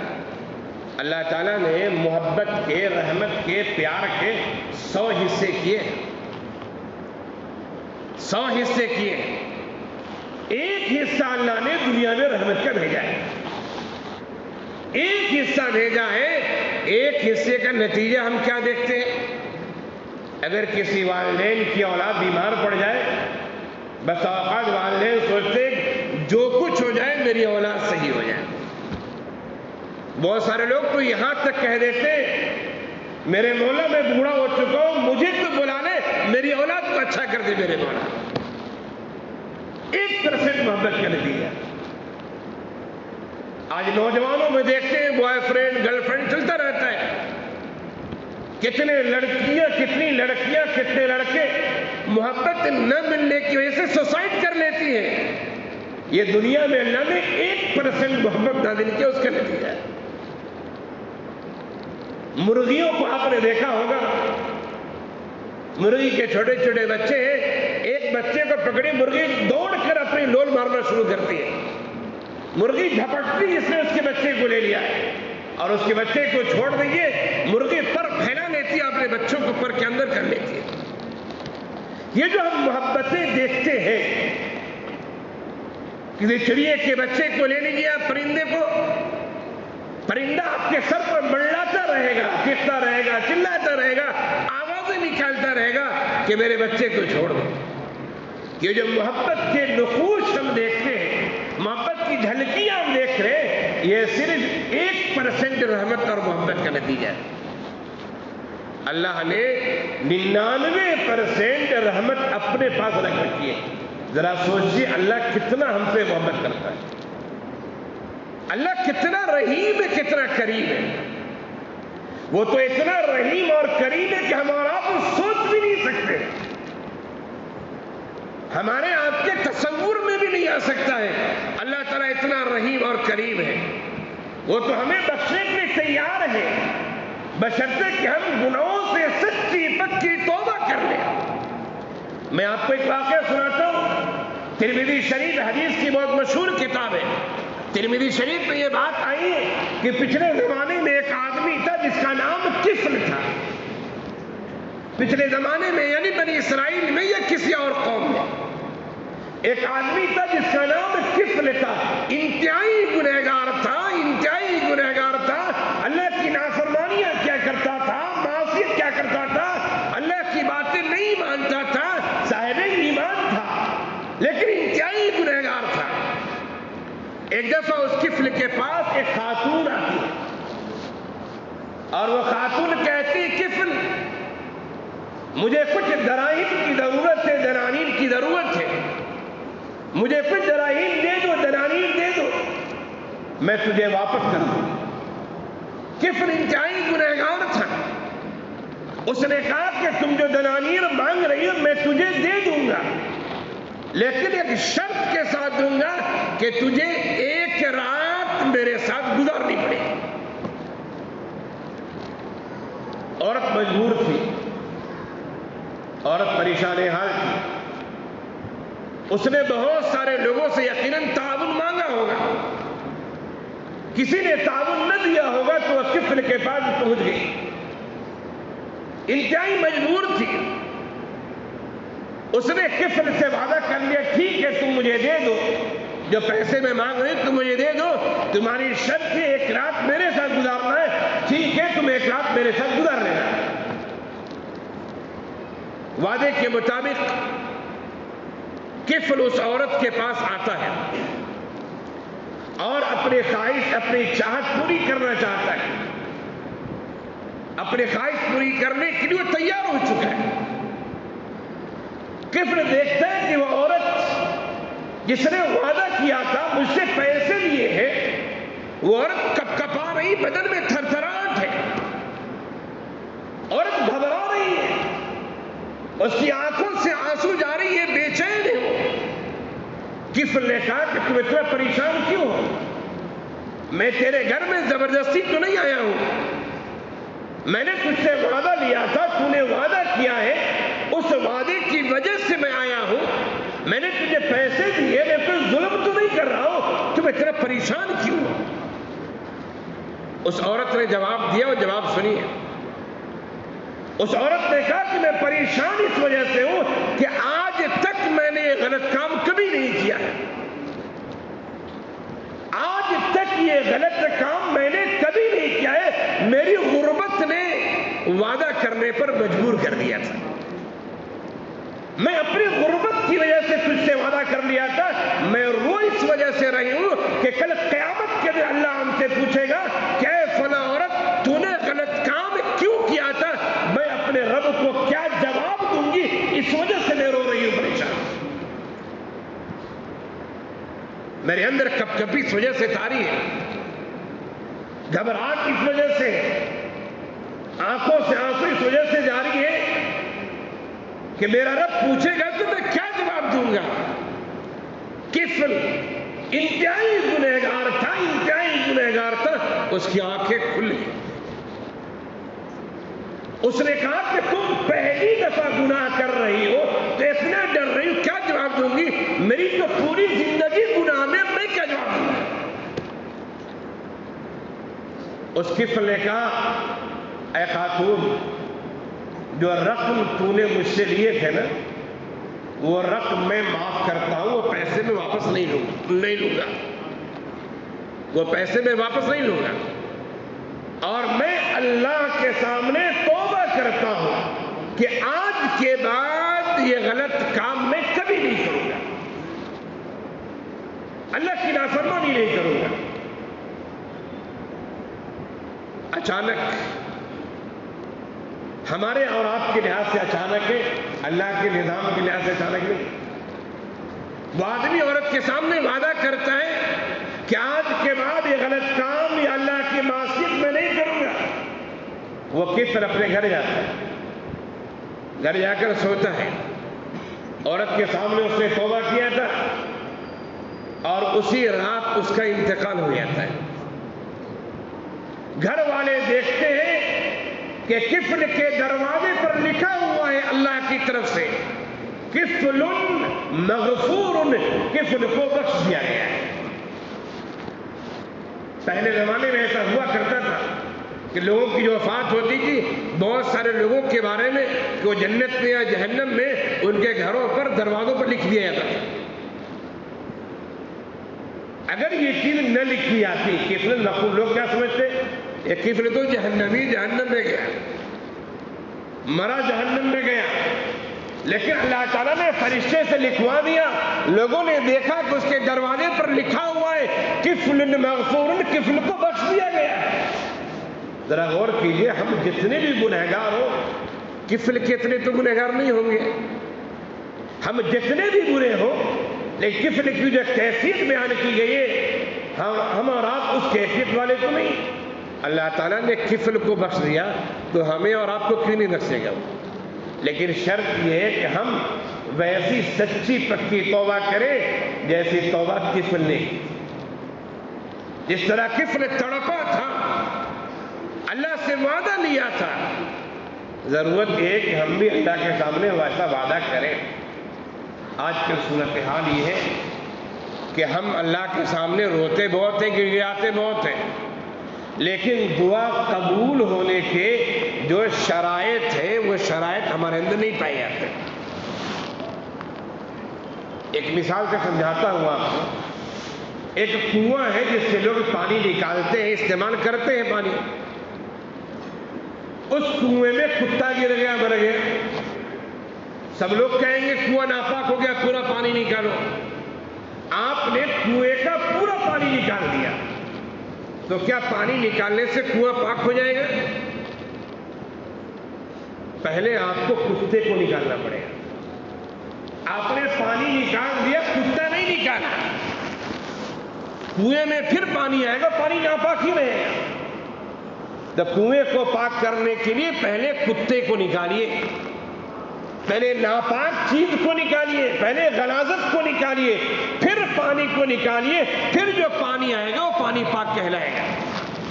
آج ہم دعائیں مانگتے ہیں، ہر جگہ ہو رہی دعائیں مانگتے ہیں، لیکن ہم کہتے ہیں اللہ تعالیٰ ہماری دعا قبول ہی نہیں کرتا ہے. دعا قبول نہ ہونے کے متعدد وجوہات ہیں اور دعا قبول ہونے کی بھی مختلف شکلیں ہیں. بس مختصر گفتگو کے پھر انشاءاللہ بات ختم کرتا ہوں. دعا قبول ہونے کی پہلی شرط یاد رکھیں کہ ہماری کمائی حلال ہونی چاہیے. ہر آدمی اپنی کمائی کا جائزہ لے. گھر اچھا بنا لینا، عہدہ اچھا مل جانا، زمین جائیداد والا ہو جانا، پیسے والا ہو جانا، یہ اللہ کے نزدیک متقی ہونے کی علامت نہیں. اللہ تعالیٰ کسی کو دے کر بھی آزماتا ہے اور اللہ تعالیٰ کسی سے لے کر بھی آزماتا ہے. یہ یاد رکھیں اچھی طرح. اللہ تعالیٰ کسی کو مال و دولت دے کر آزماتا ہے. یہ اپنے رشتہ داروں کا خیال کرتا ہے کہ نہیں کرتا ہے، یہ اپنے پڑوسیوں کا خیال کرتا ہے کہ نہیں کرتا ہے، یہ اپنے علاقے کے محلے کے مسجد مدرسوں کا خیال کرتا ہے کہ نہیں کرتا ہے، یہ اپنے علاقے کے یتیموں اور بیواؤں کا خیال کرتا ہے کہ نہیں کرتا ہے، یہ زکوٰۃ دیتا نہیں دیتا ہے. تو اللہ کسی کو دے کر آزماتا ہے اور اللہ تعالیٰ کسی سے لے کر آزماتا ہے، نہ دے کر بھی آزماتا ہے. تو ہماری دعائیں قبول نہیں ہوتی ہیں، اس کی ایک بنیادی وجہ یہ کہ ہماری کمائی حلال نہیں. اپنی کمائی کا جائزہ لینا چاہیے. اللہ کے رسول صلی اللہ علیہ وسلم نے فرمایا، حدیث قدسی ہے، اللہ تعالیٰ فرماتے ایک بندہ ہاتھ پھیلاتا ہے، دعائیں کرتا ہے، میرے مولا میری دعا قبول کر لے، قبول کر لے. اللہ تعالیٰ کہتے تیری دعا قبول کروں تو کیسے کروں؟ تیرا کھانا حرام ہے، تیرا پینا حرام ہے، تیرے بدن میں خون دوڑ رہا ہے، وہ حرام کمائی کا ہے، تیری گاڑی حرام پیسے کی ہے، فنا حرام، میں تیری دعا قبول کروں تو کیسے کروں؟ میں حرام مال حرام کمائی کو قبول نہیں کرتا. تو ہماری دعا قبول نہ ہونے کی وجہ یہ بھی ہوتی ہے کہ ہمارے مال اتنے اچھے نہیں ہوتے. جائزہ لینا چاہیے. اچھے ہیں تو بہت خوشی کی بات ہے، اچھے نہیں تو ہم اچھا کرنے کی کوشش کریں. دعا قبول ہونے کی ایک وجہ یہ بھی ہوتی ہے، یاد رکھیں کہ اللہ کے سامنے جو ہوتا ہے وہ اپنے گناہ پر پشیماں اور نادم ہونا ضروری ہے. آپ کو احساس ہو کہ ہم نے غلط کام کیا ہے اور اللہ کے سامنے وعدہ کریں آئندہ ایسا نہیں کریں گے. اس گناہ کو چھوڑنے کا وعدہ کرے، پھر گناہ اگر ہو جائے تو اللہ نے توبے کا دروازہ کھول رکھا ہے، جان بوجھ کر گناہ مت کیجیے۔ پھر اگر توبہ کے بعد پھر گناہ ہو جاتا ہے، اللہ کے سامنے روئیے، پھر وہ معاف کر دے گا، معاف کرنے والا ہے وہ، لیکن جان بوجھ کر نہیں کرنا ہے۔ جس گناہ سے آپ نے توبہ کر لیا تھا، پھر جان بوجھ کر آپ وہی گناہ کرتے ہیں، تو گویا کہ آپ خود اپنی توبے کا مذاق اڑا رہے ہیں۔ تو اس کا خیال رکھنا ضروری ہے، گناہوں پر نادم ہونا، پشیماں ہونا، آئندہ گناہ نہ کرنے کا وعدہ کرنا، جو گناہ کیا اسے چھوڑ دینا، تو انشاءاللہ ہماری دعائیں ضرور قبول ہوں گی انشاءاللہ۔ ایک بات اور کہتا چلوں کہ دعا کے قبول ہونے کی شکلیں بھی ہوتی ہیں، دعا کے قبول ہونے کی شکلیں، اسی لیے اللہ کے رسول صلی اللہ علیہ وسلم نے فرمایا کہ انسان کو اکتا کر دعا کرنا نہیں چھوڑنا چاہیے۔ انسان دعا کرتا رہے، اللہ میاں سے اتنا مانگ رہا ہوں، اللہ میاں دہی دے، جاؤ دعا کرنے سے کیا خیال؟ نہیں، دعا کرتے رہیے، دعا کرتے رہیے۔ دعا قبول ہونے کی 3 شکلیں ہیں، یاد رکھیے۔ دعا قبول ہونے کی پہلی شکل یہ کہ آپ نے جو مانگا تھا اللہ نے وہی دے دیا آپ کو۔ آپ نے جو مانگا تھا اللہ نے وہی دے دیا، صاف محسوس ہوتا ہے ہماری دعا قبول ہو گئی۔ دعا کے قبول ہونے کی دوسری شکل یہ ہے کہ آپ نے جو مانگا ہے وہ چیز تو آپ کو نہیں ملی، لیکن آپ پر کوئی بڑی مصیبت آنے والی تھی، اس دعا کی وجہ سے اللہ نے اس مصیبت کو دور کر دیا۔ ہم سمجھتے ہیں دعا قبول نہیں ہوئی، دعا قبول ہو گئی ہماری، لیکن دوسرے انداز میں قبول ہوئی۔ کبھی ہوتا ہے، آپ دیکھتے ہو گاؤں سماج میں، اپنے شہر میں، کہ آدمی جاتا ہے، آگے ایکسیڈنٹ ہوا، آگے راستہ خراب ہے، حادثہ پیش ہو گیا، ایک دوسرا آدمی اس حادثے سے بچ گیا۔ کبھی ایسا ہوتا آپ راستے سے گزرے، آپ کے گزرنے کے بعد 2 سیکنڈ میں حادثہ ہوتا ہے، آپ کہتے رہے 2 سیکنڈ سے بچ گیا میں۔ 2 سیکنڈ سے آپ بچے نہیں ہیں، 2 سیکنڈ سے اللہ نے آپ کو بچا لیا۔ دعا قبول ہونے کی ایک شکل یہ بھی ہے کہ آپ پر کوئی مصیبت آنے والی تھی، اللہ نے مصیبت ٹال دیے، ہم سمجھتے ہیں دعا قبول نہیں ہوئی، حالانکہ ہماری دعا قبول ہوئی ہے۔ دعا قبول ہونے کی تیسری شکل یہ ہے کہ اللہ تعالیٰ ہمارے درجات کو بلند کرنے کے، آخرت میں بلند کرنے کے لیے ہماری دعائیں آخرت کی رکھ دیتا ہے۔ مثال دے کر سمجھاتا ہوں آپ کو، ہمارے جیب میں اتنے پیسے ہیں کہ ہم ٹرین کے سلیپر کلاس میں بھی نہیں چل سکتے، جنرل ٹکٹ کا پیسہ ہمارے پاس ہے، لیکن ہمیں کسی نے اے سی فرسٹ کلاس میں سوار کر دیا ہے۔ کتنے خوش ہوں گے؟ میرے پاس تو جنرل ٹکٹ کے بھی پیسے نہیں تھے، لیکن اے سی فرسٹ کلاس میں آ۔ کبھی ایسا ہوتا ہے کہ ہمارے آپ کے اعمال ایسے ہوتے ہیں کہ ہم جنت کے نچلے درجے میں رہیں۔ جنت کے بہت سارے درجات ہیں، ہمارے اعمال ایسے جنت کے نچلے درجے میں رہیں، اللہ تعالیٰ نے ہمارے لیے جنت کے اعلیٰ درجے کا فیصلہ کیا ہے۔ ہمارے اعمال ویسے نہیں، ہم جو دعائیں کرتے ہیں ان دعاؤں کو اللہ تعالیٰ باقی رکھتے ہیں، اور ان دعاؤں کی وجہ سے اللہ تعالیٰ آخرت میں ہمارے درجات بلند کرتا ہے۔ ہمارا جب انتقال ہوگا اور جنت کا ٹکٹ دیا جائے گا، ہم رب سے کہیں گے میرے مولا ہمارے تو اعمال ایسے کہ جنت کے ادنا درجے کے ہم لائق بھی نہیں تھے، تو نے جنت کا اتنا اعلیٰ درجہ کیسے دے دیا؟ اللہ تعالیٰ فرمائے گا یا اللہ کی طرف سے کہا جائے گا بندے تو نے فلاں فلاں فلاں فلاں دعائیں کی تھی، تو سمجھ رہا تھا میری دعائیں قبول نہ ہوئی، میں نے تیری دعا کو قبول کیا اور اس کی وجہ سے آخرت میں تیرے درجات بلند کیے۔ بندہ بندہ ہوتا ہے، انسان انسان ہوتا ہے، بندہ کہے گا میرے مولا اچھا ہوتا کہ آپ دنیا میں ہماری کوئی دعا قبول نہیں کرتے، سب دعا آخرت کی رکھ دیتے۔ تو میں یہ کہہ رہا تھا کہ آج رحمتوں والی رات ہے، برکتوں والی رات ہے، اللہ کے سامنے رونے گڑگڑانے کی رات ہے، اللہ کی طرف سے ثواب کمانے والی رات ہے۔ تو آج ہمیں چاہیے کہ ہم اللہ کی طرف متوجہ ہو۔ رحمت اللہ کی کہاں کہاں نہیں آتی ہے، میں نے آپ کے سامنے وضاحت کی۔ دعا کن کی قبول نہیں ہوتی ہے وہ بھی بتایا ہم نے، اور دعا قبول ہونے کی شکلیں بھی یہ وہ باتیں بتائیں۔ اللہ تعالی ہم سب کے بیٹھنے کو، موجود ہونے کو قبول فرما لے، ہم سب کے حاضر ہونے کو قبول فرما لے، اور ہم سب کو دونوں جہان کی سعادتیں اللہ نصیب فرمائے، اور آخرت کی زندگی میں اللہ تعالی ہم سب کو اعلیٰ سے اعلیٰ زندگی عنایت فرمائے۔ ہماری قبر والی زندگی کو، برزخ والی زندگی کو اللہ تعالی جنت کی ایک کیاری میں سے ایک کیاری بنا دے۔ وآخر دعوانا الحمد للہ رب العالمین۔ بس ایک بات اور کہہ دوں پھر دعا ہو جائے گی۔ میں مدرسے میں پڑھاتا ہوں، حیدرآباد میں بہت مشہور مدرسہ ہے دارالعلوم سبیل السلام۔ جو لوگ حیدرآباد میں شاہین نگر جانتے ہیں، شاہین نگر اور چندرائن گٹا کے درمیان یہ مدرسہ ہے، سلالہ بارکس میں، بہت پرانا مدرسہ ہے۔ میں وہاں 20 سال سے پڑھا رہا ہوں۔ جو بچے مفتی بنتے، عالم بنتے، میں عربی کلاسیں لیتا ہوں، اور خود میری تعلیم اپنی جو ہوئی ہے لکھنؤ میں ندوۃ العلماء بہت بڑا مدرسہ ہے، وہاں تعلیم ہوئی ہے۔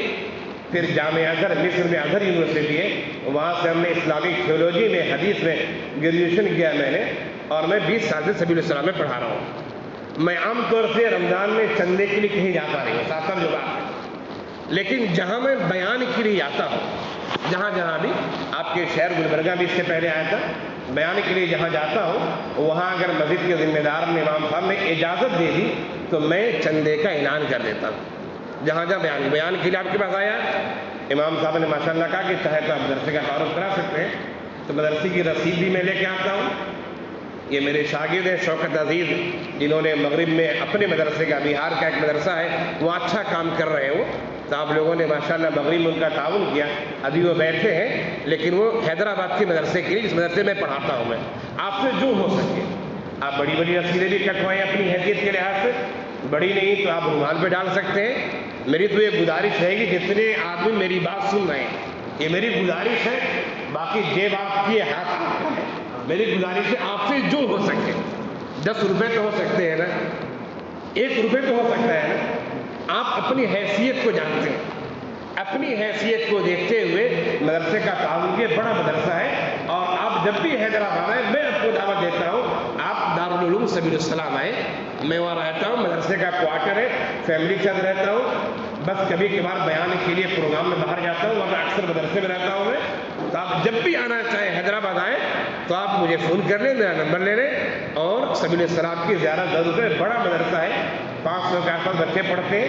مدرسہ دیکھنے کے بعد آپ کو سمجھ میں آئے گا، تقریباً سالانہ 1.5 کروڑ کا خرچہ ہے، اور اچھی خاصی بڑی تعداد پڑھنے والوں کی، ہزاروں مفتیان کرام خود میرے شاگرد ہیں جو رمضان میں جاتے ہیں، چندے وغیرہ کرتے ہیں، لیکن میں چندے کے لیے عام طور سے نہیں نکلتا ہوں، لیکن بیان کے لیے جہاں جاتا ہوں یا جہاں میرے شاگرد وغیرہ دعوت دے دی انہوں نے، حضرت آئیے یہاں کام کرا دوں گا، تو شاگرد کی وجہ سے، اللہ کے فضل سے شاگرد کی وجہ سے میں وہاں چلا جاتا ہوں۔ انہیں دکانوں میں جانا، گھروں میں جانا یہ نہیں جاتا ہوں، نہ جانا یہ میری کمزوری سے، مجھے چندہ کرنا آتا نہیں ہے، یہ بھی ایک فن ہے، ہر فن ہوتا ہے، چندہ میں کرنا آتا نہیں ہے، اس لیے میں کہیں جاتا نہیں ہوں۔ تو بیان کرنے کے لیے آیا ہوں، آپ کی اجازت رہی ہے، رسید ساتھ میں، آپ سے جو ہو سکے تعاون کریں، اللہ نے زندگی باقی رکھی، پھر آئندہ آنا ہوا، پھر آئندہ اگر اعلان کا موقع ملا آپ چاہیں تو آئندہ بھی تعاون کریں، زندگی نہیں رہی، نہیں آنا ہوا تو کوئی مسئلہ نہیں، آپ کے اسی مال کو اللہ قبول فرمائے گا۔ اللہ ہم سب کو عمل کرنے کی توفیق عنایت فرمائے۔ وآخر دعوانا الحمد للہ۔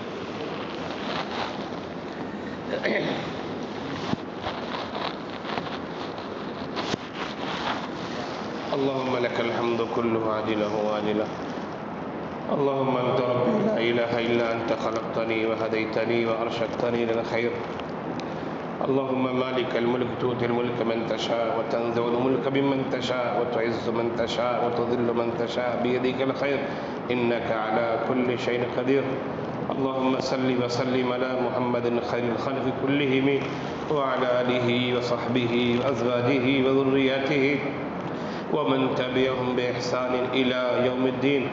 ربنا ظلمنا أنفسنا وإن لم تغفر لنا وترحمنا لنكونن من الخاسرين، ربنا ظلمنا أنفسنا وإن لم تغفر لنا وترحمنا لنكونن من الخاسرين، ربنا آتنا في الدنيا حسنة وفي الآخرة حسنة وقنا عذاب النار وقنا عذاب القبر وقنا عذاب الحشر وقنا عذاب الدين وقنا عذاب السكرات وقنا عذاب يوم الحساب. ربنا وآتنا ما وعدتنا على رسلك ولا تخزنا يوم القيامة إنك لا تخلف الميعاد. اللهم إني أعوذ بك من الهم والحزن وأعوذ بك من العجز والكسل وأعوذ بك من الجبن والبخل وأعوذ بك من غلبة الدين وقهر الرجال. اللهم إني أعوذ بك من علم لا ينفع ومن قلب لا يخشع ومن عين لا تدمع ومن نفس لا تشبع ومن دعاء لا يسمع ومن دعوة لا يستجاب لها. ربنا هب لنا من أزواجنا وذرياتنا قرة أعين واجعلنا للمتقين إماما واجعلنا للمتقين إماما. رب ارحمهما كما ربياني صغيرا. اللهم اكفني بحلالك عن حرامك وأغنني بفضلك عمن سواك وأغنني بفضلك عمن سواك وأغنني بفضلك عمن سواك. اللهم انصر من نصر دين محمد صلى الله عليه وسلم واجعلنا منهم واخذل من خذل دين محمد صلى الله عليه وسلم ولا تجعلنا منهم ولا تجعلنا منهم ولا تجعلنا منهم. اللهم من أحييته منا فأحيه على الإسلام ومن توفيته منا فتوفه على الإيمان. اے الہ العالمین، ہم سب کے یہاں بیٹھنے کو، جمع ہونے کو، بیان سننے کو، نماز پڑھنے کو، مسجد میں حاضر ہونے کو قبول فرما لے. میرے مولا ہم سب کی مغفرت فرما دے. میرے مولا ہم سب کی مغفرت فرما دے. میرے مولا ہم سب کی مغفرت فرما دے. میرے مولا ہم سب کو اسلام پر استقامت کے ساتھ رہنے کی توفیق دے اور ایمان پر ہمارا خاتمہ نصیب ہو. میرے مولا ہم سب کو صحت، تندرستی، عافیت، کار خیر کے ساتھ دراز عمر والی زندگی عنایت فرما. میرے مولا ہماری عالم برزخ کو، ہماری قبر والی زندگی کو جنت کی کیاری میں سے ایک کیاری بنا دے. جنت کے باغات میں سے ایک باغات بنا دے. میرے مولا ہمیں جو پریشان حال ہیں ان کی پریشانی کو دور کر دے. ہمیں جو بیمار ہیں انہیں شفا یابی عنایت فرما دے. میرے مولا ہم میں جو بچے، جو اولاد اپنے والدین کے نافرمان ہیں انہیں والدین کا فرما بردار بنا دے. جو والدین اپنی اولاد کے تئیں تعلیم اور تربیت میں کوتاہی کر رہے ہیں، میرے مولا ان والدین کو اپنی اولاد کی تعلیم و تربیت کی صحیح توفیق عنایت فرما دے. میرے مولا ہمارے جو نوجوان بچے تعلیم کے میدان میں ہیں، چاہے وہ مدرسے کی تعلیم میں ہو، اسکول کی تعلیم میں ہو، کالج یا یونیورسٹی کی تعلیم میں ہو، میرے مولا انہیں تعلیم میں خوب سے خوب ترقی عنایت فرما. میرے مولا ان کی تعلیم کو اپنی مخلوق کے لیے مفید سے مفید تر بنا. میرے مولا انہیں صاحب علم ہونے کے ساتھ ساتھ صاحب ایمان بنائے رکھ. انہیں صاحب علم ہونے کے ساتھ ساتھ انہیں مسلمان بنائے رکھ. میرے مولا جو لوگ روزی روٹی کے لیے پریشان ہیں، تب و دو میں ہیں، میرے مولا انہیں حلال روزی عنایت فرما دے. ان کے معاش میں کشادگی عنایت فرما دے، وسعت عنایت فرما دے. میرے مولا ہمارے وہ مسلمان بھائی اور ہمارے وہ بے گناہ بھائی جو آج جیل کی سلاخوں میں کے پیچھے ہے، جس میں ہمارے کالج کے اچھے سے اچھے مسلم نوجوان بھی ہیں اور غیر مسلم بھی ہیں، میرے مولا انہیں مجرم بنا دیا گیا ہے. وہ مجرم نہیں ہیں. میرے مولا وہ بے گناہی کی سزا جھیل رہے ہیں. میرے مولا جیل کی سلاخوں سے رہائی کی کوئی صورت عنایت فرما دے. میرے مولا رہائی کی کوئی صورت عنایت فرما دے. میرے مولا وہ قوم کے لیے، ملک کے لیے، ملت کے لیے مفید ہے. میرے مولا ان کی رہائی کی کوئی صورت عنایت فرما دے. میرے مولا ہمیں جو لوگ حرام کمائی میں ملوث ہیں انہیں فوراً توبہ کر کر حلال کمائی کا راستہ دکھا دے. میرے مولا ہماری جو کمائی ہے اسے خالص حلال کمائی بنا دے. میرے مولا ہمارے جو چھوٹے بچے ہیں جو مستقبل کے قائد ہوں گے، رہبر ہوں گے، لیڈر ہوں گے، میرے مولا ان چھوٹوں بچوں کو اسلامی نہج پر اسلامی انداز میں تربیت کرنے اور کروانے کی توفیق عنایت فرما۔ میرے مولا ہم مسجد سے دور ہو چکے ہیں، ہمیں مسجد سے قریب کر دے۔ میرے مولا ہم کتاب و سنت سے دور ہو چکے ہیں، کتاب و سنت سے ہمیں قریب کر دے۔ میرے مولا ہم اللہ والے سے دور ہو چکے ہیں، دینداروں سے دور ہو چکے ہیں، میرے مولا ہمیں دینداروں سے قریب کر دے۔ میرے مولا ہمیں اپنا بنا لے، میرے مولا ہمیں اپنا بنا لے، میرے مولا ہمیں اپنا بنا لے۔ میرے مولا ہمارے سماج میں وہ جوان لڑکیاں جو رشتوں کی تلاش میں ہیں، ہزاروں لاکھوں کی تعداد میں ہمارے پاس ایسے کیسز آتے رہتے ہیں، میرے مولا مناسب رشتے کی راہ ہموار کر دے۔ میرے مولا مناسب رشتے کی راہ ہموار کر دے۔ اسی طرح ہمارے نوجوان بچے جو رشتے کی تلاش میں ہیں، میرے مولا دیندار رشتہ انہیں دلا دے۔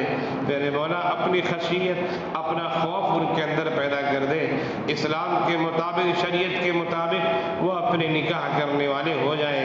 میرے مولا اس مجلس میں ننھے منھے بچے بھی ہیں جو معصوم ہیں، میرے مولا ان کی دعاؤں کو تو سنتا ہے، میرے مولا ان معصوم کی دعاؤں کی وجہ سے بھی ہماری مغفرت فرما دے۔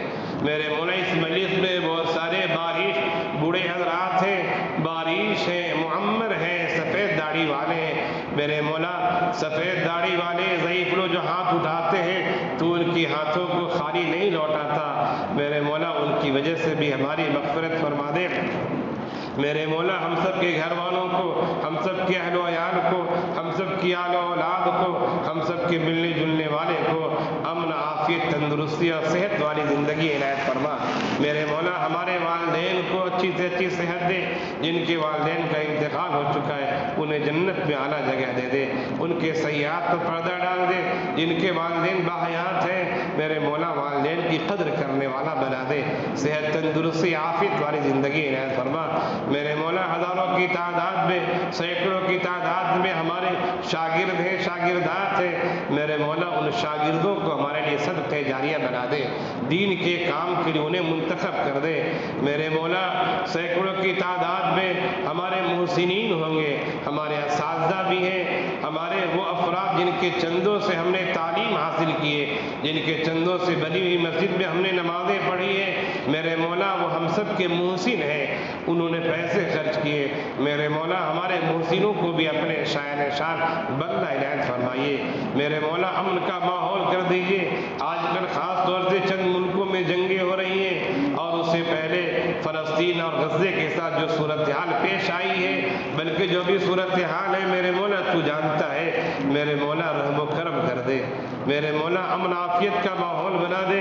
میرے مولا ہمارے ملک میں ہمارے مدارس کو بری نظروں سے دیکھا جا رہا ہے، ہماری مساجد کو بری نظروں سے دیکھا جا رہا ہے، داڑھی ٹوپی کو بری نظروں سے دیکھا جا رہا ہے، میرے مولا داڑھی ٹوپی والوں کو نشانہ بنایا جا رہا ہے، ہمارے وقف کی زمینوں پر قبضے کیے جا رہے ہیں، گورنمنٹ کی ایسی پالیسیاں آ رہی ہیں کہ ہمیں 2 نمبر کا شہری بنا دینا چاہ رہی ہے۔ میرے مولا ہم یہاں تھے، یہاں ہیں اور ہماری نسلیں اسلام کے ساتھ انشاءاللہ یہاں رہیں گی، میرے مولا ایسی طاقت دے دے، ایسی قوت دے دے، ایسا عہدہ دے دے، ایسی عافیت دے دے، ایسا امن دے دے، ایسا سکون دے دے کہ ہم عزت کے ساتھ اسلام پر قائم و دائم رہیں اور ایمان پر خاتمہ ہو۔ میرے مولا یہاں جو لوگ بیٹھے ہوئے ہیں، نہ جانے ان کے ذہنوں میں، ان کے دلوں میں کیسی کیسی آرزوئیں ہوں گی، کیسی کیسی تمنائیں ہوں گی، کیا کیا دعائیں ہوں گی جو آج کہنا چاہ رہے ہوں گے لیکن مجھ سے نہیں کہہ سکے، میرے مولا ان کی دعاؤں کو قبول فرما لے،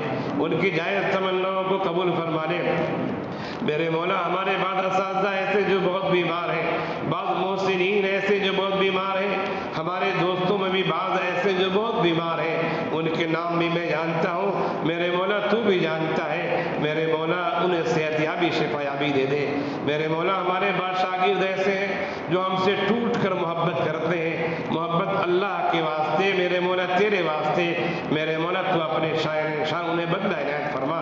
میرے مولا ان شاگردوں کو ہم اساتذہ کے لیے صدقہ جاریہ بنا دے میرے مولا، ہم سب کو دین کا داعی بنا دے، اسلام کا سپاہی بنا دے میرے مولا، جو مانگا ہے وہ بھی دے دے، جو مانگنے سے رہ گیا وہ بھی دے دے میرے مولا، جو بھی خیر کی چیزیں ہیں ہم سب کو عطا کر دے، نواز دے دے میرے مولا، جو برے اوصاف ہیں ان اوصاف سے ہم سب کو دور رکھ میرے مولا، جو مانگا ہے وہ بھی دے دے، جو مانگنے سے رہ گیا وہ بھی دے دے میرے مولا، تیرے حبیب نے جن خیر کی تجھ سے دعائیں کی ہیں ان خیر میں ہم سب کا حصہ عنایت فرما دے، جن شرور و فتن سے تیرے حبیب نے پناہ چاہیے میرے مولا ان شرور و فتن سے ہم سب کو محفوظ رکھ میرے مولا، ہم سب کو دیندار بنا دے، ہم سب کو پکا نمازی بنا دے میرے مولا، ہم سب کو سنت نبوی والا نمازی بنا دے میرے مولا۔ آج کل بہت ساری مسجدوں میں یہ دیکھنے میں آتا ہے، میں بیان میں بھی کہا کرتا ہوں، ہمارے بہت سارے نوجوان جو نماز تو پڑھتے ہیں لیکن ان کے سر کھلے ہوتے ہیں میرے مولا، سر کھلے ہونے کے باوجود نماز تو ہو جاتی ہے لیکن یہ نماز سنت کے خلاف ہوتی ہے میرے مولا، ہمارے نوجوانوں کو صحیح توفیق دے دے میرے مولا۔ بہت سارے لوگ ایسے ہیں کہ انہیں سمجھائیں جب وہ کہتے ہیں کہ مولوی صاحب نماز تو ہو جاتی، نماز تو ہو جاتی ہے لیکن سنت کے خلاف نماز ہے میرے مولا، ہمیں سنت پر عمل کرنے والا بنا دے، ہمارے نماز کی حالت میں زیب و زینت اختیار کرنے والا بنا دے میرے مولا۔ ہم مسجد آئیں اچھے کپڑے میں آئیں، اچھے لباس میں آئیں، سنت کی پاسداری کے لحاظ سے آئیں، اور جو چیز ہم نہ جانتے ہوں اپنے علماء مفتیان کرام سے معلوم کریں، اور ہماری کوشش رہے کہ ہم سنت نبوی کے مطابق اپنی زندگی گزاریں میرے مولا۔ پھر ایک بار کہتے ہیں جو مانگا ہے وہ بھی دے دے، جو مانگنے سے رہے گا وہ بھی دے دے۔ ربنا آتنا فی الدنیا حسنہ وفی الآخرۃ حسنہ وقنا عذاب النار وقنا عذاب القبر وقنا عذاب الحشر وقنا عذاب الدین وقنا عذاب السکرات وقنا عذاب یوم الحساب۔ اللهم اكفني بحلالك عن حرامك واغنني بفضلك عمن سواك، اللهم اني اعوذ بك من الهم والحزن واعوذ بك من عجز والكسل واعوذ بك من الجبن والبخل واعوذ بك من غلبة الدين وقهر الرجال، اللهم انا نجعلك في نحورهم، اللهم انا نجعلك في نحورهم ونعوذ بك من شرورهم میرے مولا، جو ظالم لوگ ہیں ہم ظالموں کو تیرے حوالے کرتے ہیں، تو ہی انہیں ہدایت دے سکتا ہے یا کیفر کردار تک جا سکتا ہے۔ اللہم انا نجعلک فی نحورہم ونعوذ بک من شرورہم، اللہم انا نجعلک فی نحورہم ونعوذ بک من شرورہم، ربنا تقبل منا انک انت السمیع العلیم وتب علینا انک انت التواب الرحیم، سبحان ربک رب العزت عما یصفون وسلام علی المرسلین والحمد للہ رب العالمین، لا الہ الا اللہ محمد رسول اللہ صلی اللہ علیہ وسلم۔